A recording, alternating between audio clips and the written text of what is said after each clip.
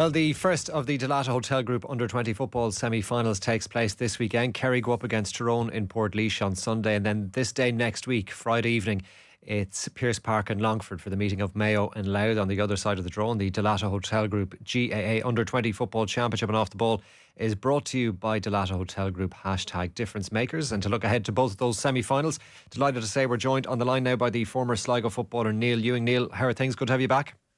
Hi Carl, how are things? How are you? All well, thanks, Neil. So we had a good chat last week about the provincial competitions, Neil, and now we've got the two All-Ireland semi-finals to look forward to. What's standing out to you? What's to look forward to in those two matches, do you think? Yeah, I think the unique thing about the two games is probably the contrast in the teams that are meeting. You know, on one hand, you have Tyrone playing Kerry, two counties with a huge history of playing against each other. And even these groups of players would have played against each other at schools level, played in last year's Under-20 final. So there'll be a lot of familiarity there and a lot of history between the two counties. And then in the other semi-final, you have a Mayo team, obviously a lot of expectation, as there always is with Mayo football, coming up against the Louth team, who are after winning their first provincial in 44 years. Even, I guess, outside of Under-20 level, they're not a team that's traditionally winning Leinster championships. That might change a lot, I guess, at three levels in the next 10 to 14 days.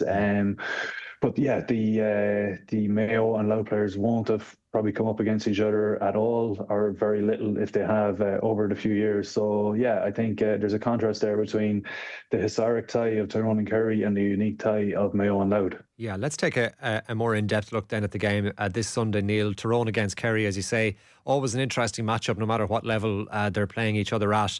Who would be the favourites heading into that game, do you think? They played each other obviously in the All-Ireland final last year and Tyrone won that, but what about this time around?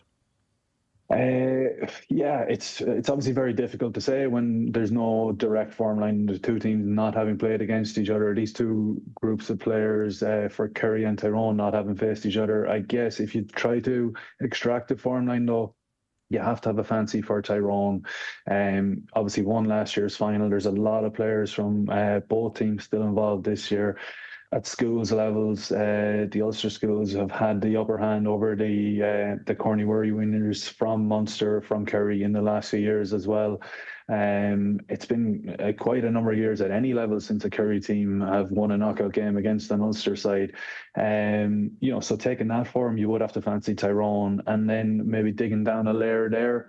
I think Tyrone have come through an Ulster Championship where they've got a few very thorough examinations. You know, played Donegal in the group stage, then went on to play a very fancy Derry team in the Ulster semi-final, got over that hurdle, then played the Donegal team again in the Ulster final and beat them after extra time. So they've been very thoroughly examined. They'll have learned an awful lot about themselves. And the Kerry team, while they undoubtedly have a huge amount of talent, you know, right across the pitch, some outstanding footballers, they just haven't been tested in Munster, and that's no fault of theirs. But they've been really, really comfortable throughout the Munster Championship. I guess the closest test they got was probably from Cork. That was a Cork team who struggled over Tipperary to get into a Munster final. And even at that, in the Munster final, Kerry were 15 points up on Cork, probably took their foot off the gas a little bit and let Cork back into it in the last 15 minutes. And, you know, I think even that 15 minutes points to the big worry that I would have for Kerry, or the big unknown for Kerry. They haven't had a full game where they've been thoroughly examined, where they've had an opportunity to learn a lot about themselves. So based on that, it's hard not to argue that Tyrone are better placed heading into the weekend. Obviously, the talent Kerry have, they can turn that on their head. It's not doubting the footballers in Kerry, the talent in Kerry. It's just, have they had enough opportunities to learn maybe where their weaknesses are and how they can improve on them? Yeah, and Tyrone, as you say, definitely battle hardened from the Ulster campaign, Neil, and they've got quite a bit of experience too, don't they, from that All-Ireland winning team of last year? Yeah, I think 7 of the team that played last year's All-Ireland final started the Ulster final. So, that's an amazing experience for an Under-20 team to have. It's, often if you have 3 or 4 lads from the previous year's team, you think, oh yeah, that's a nice sprinkle of experience. But they have 7 lads, and that's 7 lads that won an All-Ireland. So if you have, half your team has proven that they're able to win at what is technically a higher level. If you look at, they would have been playing a year below themselves last year. That's a great boost for the Tyrone team. And, think about, we speak about experience at senior level often. And, we're talking about guys maybe in their late 20s, do they have 6 or 7 years of intercounty experience or championship experience? But even 1 year experience at the under 20 grade makes a huge amount of difference. It's, the lower down you go to grades, even 1, 2 seasons makes a huge difference. Saying that, Kerry also had 11 lads that were involved in last year's final and played in the Munster Championship as well. So it's not that they're inexperienced, but it's just, I guess, the confidence, even that level of assuredness that those Tyrone guys will have from knowing they've been there, done that. Whereas those Kerry guys, we mentioned the schools defeats that they've had over the years, and that they'll have known that they weren't up to the mark against Tyrone last year, losing out in the final by 6 points. So if Tyrone can put a seeded out in those Kerry minds, you just wonder how young guys react to that. Yeah, that'll be interesting. Absolutely. The final last year, we've touched on it a couple of times. It was a high-scoring affair. Remarkable, Neil, in terms of Kerry's record in the under-20, under-21 competition. They haven't won the All-Ireland since 2008, which for a county that is always considered one of the leading counties in Gaelic football, that's quite a record. It is quite a record. The only thing I would say, Carl, is that it comes with a little bit of context in terms of that Kerry team that won, was it 5 All-Ireland minors in a row? A lot of those guys progressed into a senior panel, very quickly after that, and they weren't able to keep those guys together for under 20. We had those few years where if a guy was on the senior panel, he couldn't play under 20 in the same year. And again, it's not that you would feel sorry for Kerry and their production line of footballers, but it took their very best players from those teams that would have won minor All-Irelands. They weren't eligible to play under 20 when there was a few years there where most likely they would have picked off a few All-Ireland under 20 titles. But even with that, it is remarkable given the talent in Kerry that they haven't done it. And it probably as well points to some of the issues that they've been having at senior level. They just, while they're always competitive in the last four, they just haven't been able to get over the line, and maybe has some of that mentality carried on into senior level as well in the last few years, where they've had a squad that, right back to 2019 in that senior final versus Dublin, they've had a squad that should have been able to win an All-Ireland, probably another 2 All-Irelands in the last 6-7 years that Kerry should have won that they haven't. You'd think 2023, that team that plays Dublin, and relatively unfancied Dublin in the All-Ireland final, and the Kerry guys just weren't able to get over the line. So, maybe there is some correlation there between the lack of success at under 20 and senior level.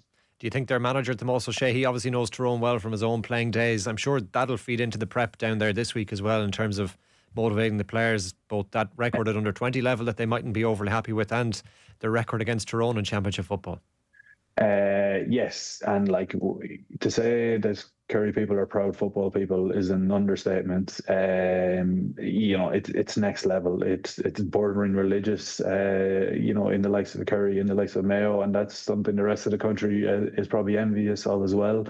But the expectation levels in Kerry are absolutely huge. I know Tomás's uncle Paddy had something to say about Kerry fans and their expectation levels some years ago as well.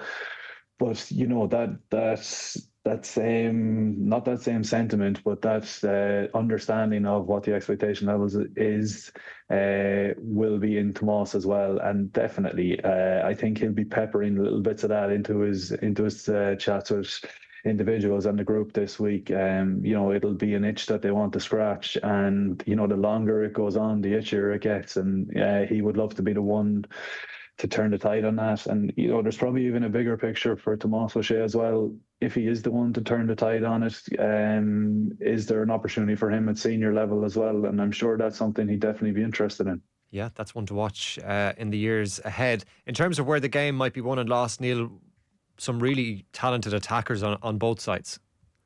Absolutely, yeah. And, probably unfortunately for Kerry, their top scorer from last year's championship, Cormac Dillon, is not slowly coming back from an injury, but maybe the game is coming too quickly for him and his return from an injury. It'll be interesting to see, do they try and give him some game time, or do they feel that he's match ready?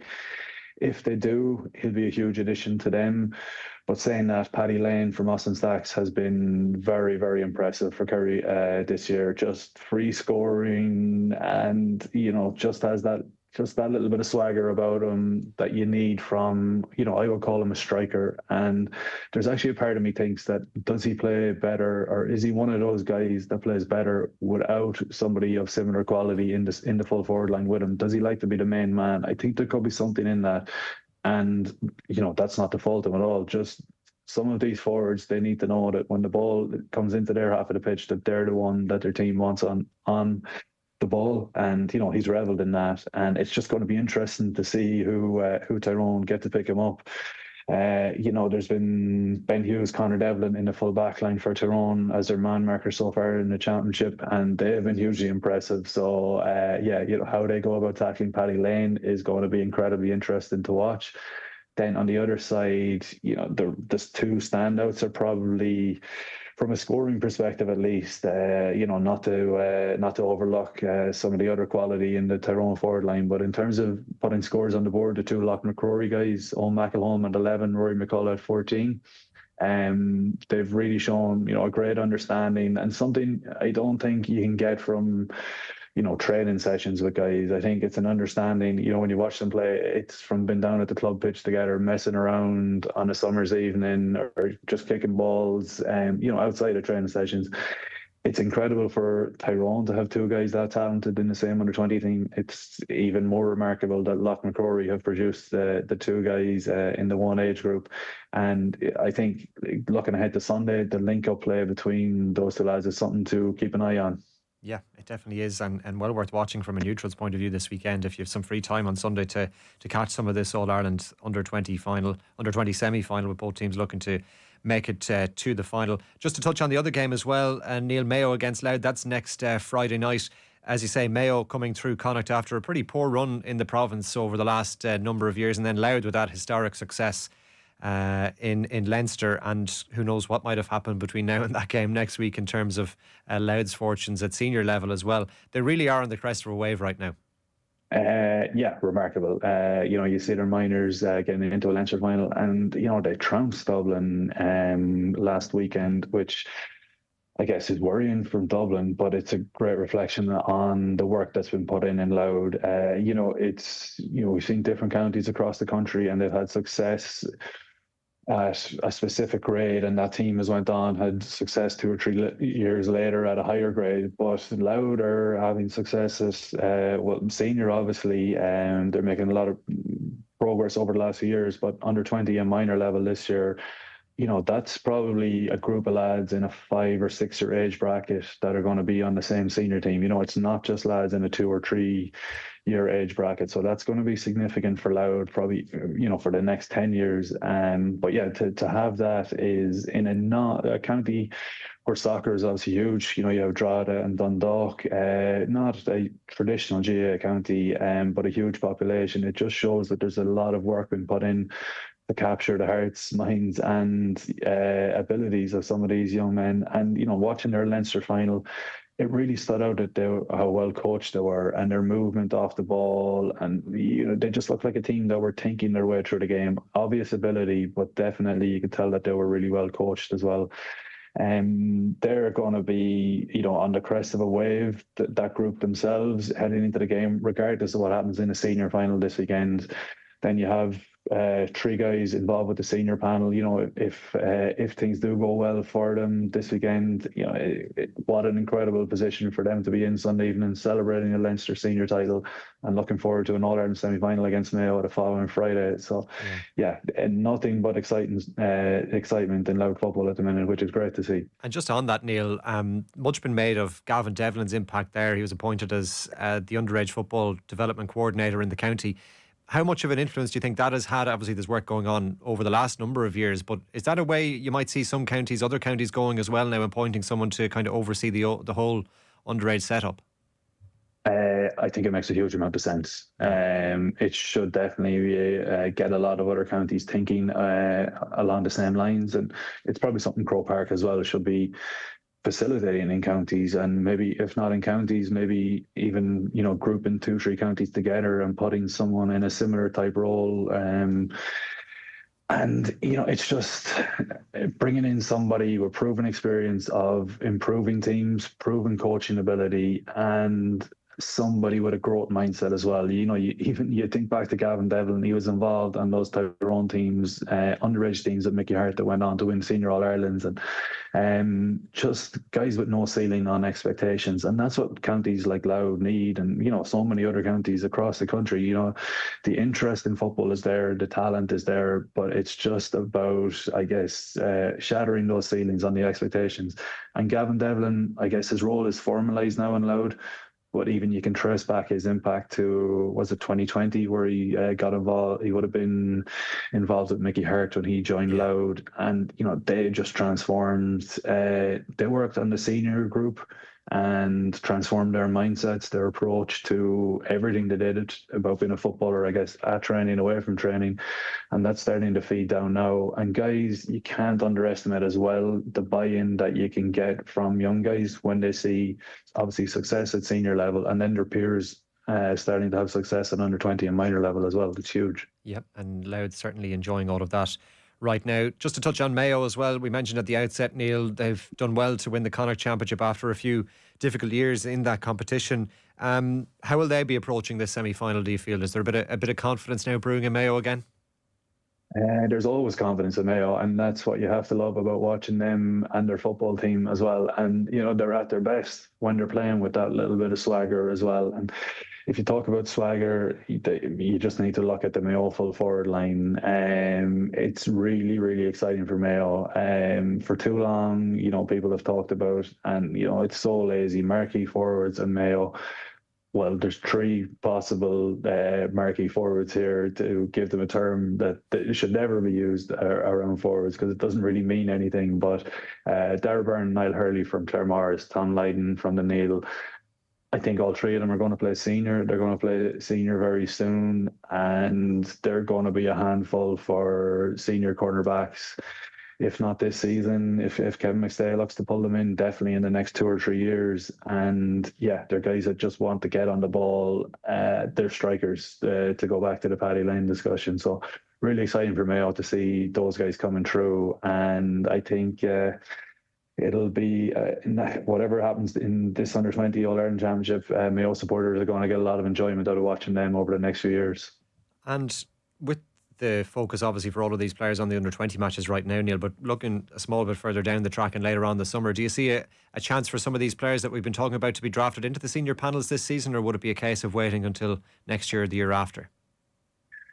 I think different counties are going to manage it differently. For me, I think counties should definitely be getting them involved in squads for sure. Bring them into a squad, get them, up to speed with just the various practices, the expectations, the culture around the senior team, and get them even right down to stuff as simple as an S&C coach getting a feel with the senior team, getting a feel for where these guys are at, and knowing what sort of a plan they need to go on for the winter. So definitely bring them in. That should be the bare minimum. If there's guys that with potential to play senior, get them in, get them involved. You're going to see a lot of games in the group stages in the next few weeks. So that makes training during the week difficult for a lot of county teams, where you're going guys that play the game on a Sunday, you're going to have 4, 5, 6, maybe 7 of them not able to train fully on a Tuesday night. So if you're trying to run, game scenarios of training or A versus B games for even 15, 20 minutes, you're down on numbers. So if you have guys that have, won provincial under-20 championships and their confidence is flying, they're the guys that you want to bring into your A versus B games for the senior team during the week, in those weeks between Sam Maguire Cup games. And for them, that's a huge opportunity, because there should be no question in terms of their form, given they're coming off winning seasons. And if I was a senior manager, I see a guy go in and show for 15, 20 minutes that he's able to compete with the senior players, I'd have no hesitation giving him a run at the weekend. And it's win-win for everybody, I think. Yeah, and as a player yourself, just thinking back to your own playing days when you were crossing over between the 21s and senior, Neil, did you enjoy that, being drafted into the senior setup even for a training session during the week? Absolutely, yes, because you had nothing to lose, and the senior guy that you were picking up had everything to lose, and then you end up on the reverse side of that, a few years down the road as well. But no, it's hugely enjoyable. I guess it's validation for your performances. in matches to date for your preparation in training. It's showing that people have a bit of belief in you, and it's just a little bit of encouragement that can keep a guy ticking all the boxes he needs to, rather than ticking 80-90% of the boxes that he needs to in his development as a footballer. Yeah, it's something we'll keep an eye on for sure over the next few weeks, to see these players popping up at senior level and in the next few years as well. So just before we go, Neil, a couple of predictions from you then. Kerry against Tyrone and Mayo against Louth. How do you see these ones panning out to put Well, nose I on the hate line? predictions, so but you're not going to let me sit on the fence. Just based on the test Tyrone have had this season to date, I fancy them versus Kerry.